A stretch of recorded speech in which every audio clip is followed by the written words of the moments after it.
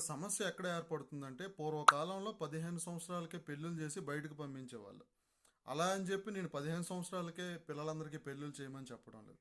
కాకపోతే వాళ్ళు ఆ టైంలో ఏం చేసేవాళ్ళంటే, ఎవరి లైఫ్ వాడు లీడ్ చేసుకునేవాడు. ఇప్పుడేంటి, సీన్ రివర్స్ అయింది. 25 సంవత్సరాల వరకు కూడా తల్లిదండ్రులు పెంచుతున్నారు. ఆ! ఈ 25 సంవత్సరాల లోపల వాళ్ళకి ఫుడ్ అనేది దొరికేస్తుంది. అదే ఫుడ్ గురించి ఆడు ఆఫ్టర్ 25 తర్వాత కష్టపడాలి. అది ఎంత కష్టం? అదే చిన్నప్పటి నుంచి ఒక పనిని గాని ఒక అలవాటు చేసుకుంటే అది కొంత ఈజీ అవుతుంది.